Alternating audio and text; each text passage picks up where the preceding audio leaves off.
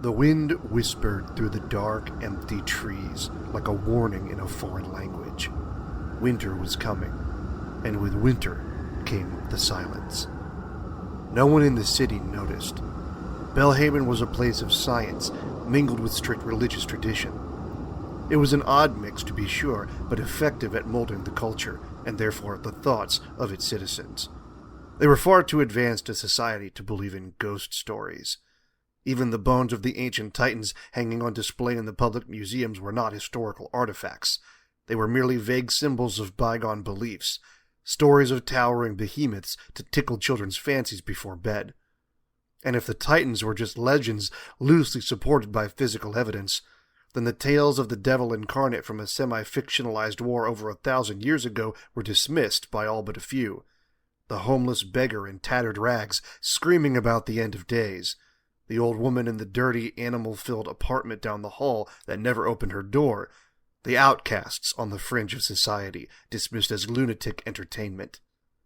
But outside the city, in the villages and settlements, especially the ones dotting the vast landscape past the unscaled summit to the west, they knew better. Unburdened with the technical knowledge, academic research, or the priests of the Fagar order, the townspeople always knew that the first snowfall of the year meant locking those extra locks on their doors that sat unused during the warm winter months, meant never going outside after the sun had gone down, and never looking at the moon as it rose in the sky, particularly if it was a full moon.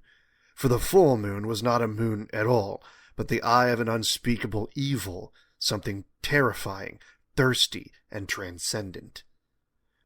Over the years, tales had flowed like water from one generation to the next, stories of kinsfolk foolishly leaving the safety of their homes after dark.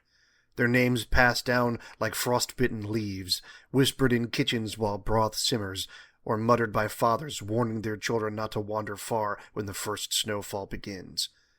Among the oldest of those names is one still spoken in Mapleward, the Black Market Trading Depot at the edge of the Wild West. It is the name Myra Clanbrooke. It was long ago when the first settler built his lonely outpost between the unscaled summit and the deep rift in the east. To this day, no one knows how Halcyon Mapleward survived the dangers of Fideb Forest, or defended his small isolated home against the night moles and grave shocks that prowled his doorstep and put the fog of their breath on his windows each night.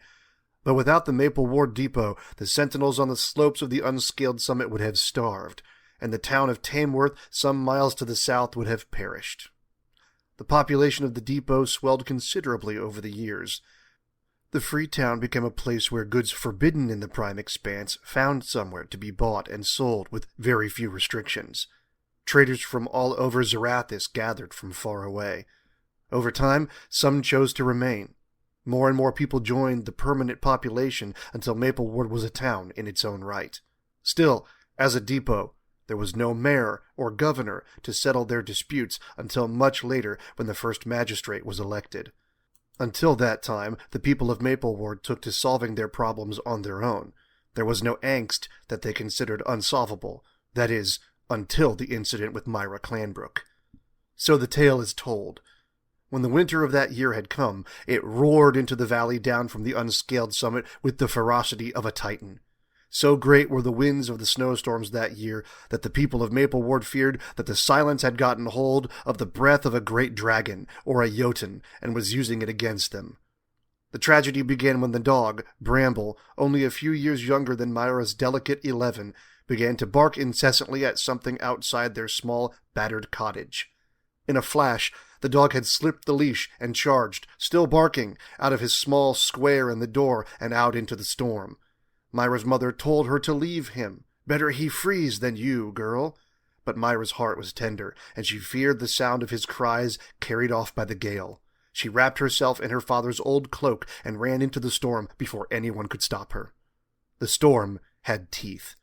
Those who spoke of it later said that the wind that night howled like a woman deprived of her children, and that the flakes fell so thick that a lantern could not pierce them. But Myra pressed on, calling Bramble's name until her voice broke. Some say she found him half buried in the drifts on the mountain slope, whimpering with ice in his fur. She took him in her arms, and there they huddled together, girl and beast alike, until her father's broad shadow fell across them at dawn. He carried them home, near frozen but alive. Myra's lips were blue, and her eyes shone too brightly, as if fever had lit candles behind them. Bramble never barked again. The girl never spoke. At first, her parents thought the frost had merely stolen their voices. They made broth, rubbed their hands warm, prayed over them. But in the days that followed, a stillness settled into the house like a second skin. Myra's breath came shallow, as though she feared to break the silence around her. Bramble lay at her feet, ribs shuddering, yet not a whine escaped him. By week's end, he was dead. Then came the sickness. 5 families fell ill before the elders acted. A cough that produced no sound, a gaze that grew glassy and blank, flesh growing pale and waxy like candle drippings. Children sat without laughter. Old men could not pray. They called it the silent sickness, and no one who caught it was spared. The folk of Mapleward feared the whole town would be lost. They argued by lantern light, voices rising, then falling to uneasy whispers whenever Myra's name was spoken. At last, with heavy hearts, they agreed. The sick must be sent away. One by one, they dragged the stricken families from their houses, wrapped them in blankets, and drove them into the snowbound woods. Wives clutched at their husbands' arms, mothers wailed for their children, but none dared resist. For those who lingered near the afflicted found their throats tightening, their voices catching. They knew mercy would doom them all. So the lonely, desperate Mapleward Depot lived, and 5 households died. All but one. Myra herself did not perish. Weeks after her family was gone, the depot was stricken with horror. A ghastly, twitching thing walked slowly back into the town, barefoot in the snow, her dress ragged, her eyes the same 2 bright lanterns. The men of Mapleward were too slow to close the gate. Instead, they barred their doors, nailed their shutters, and watched as she circled the streets in silence the way one watches a wild predator from the safety of shelter. Her head would snap from one side to the other, her lantern eyes falling upon those watching from their windows or through cracks in their doors. Her lips moved, but no sound came. Some swore she mouthed their names as their throats closed up. When she would look away, they found themselves able to speak again, and she would be gone when next they peered from their hiding places. That night, the storm returned fiercer than before. Trees cracked under ice, roofs groaned, and drifts smothered half the fields.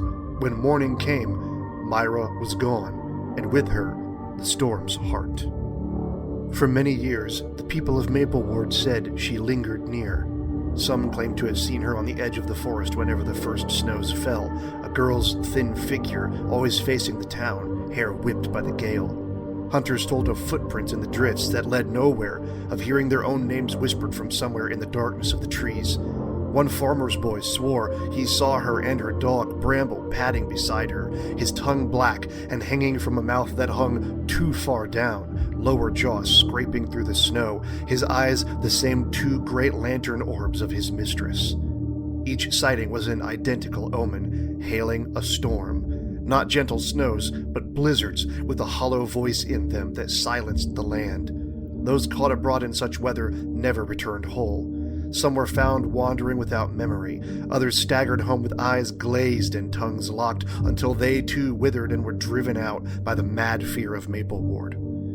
The old men of Mapleward forbade speaking of Myra during the winter months, fearing the words themselves might call her. But still the tale lived on, whispered from mother to child, from child to playmate, from playmate to hearthside guest. Do not follow a dog with an open mouth that comes from the trees, they would say.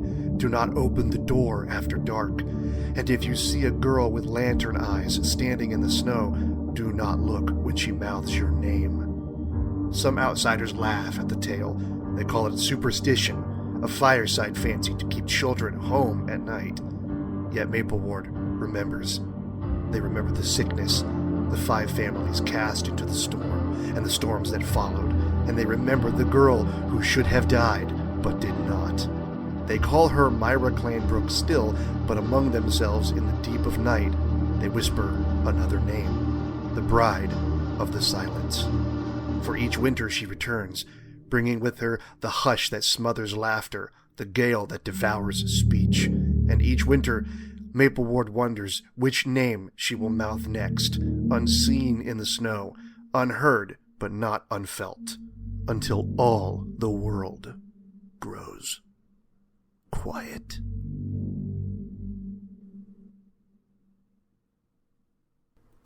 Thanks for listening to one of my horror fantasy folktales, dark little legends from the world of my next novel, The Decay.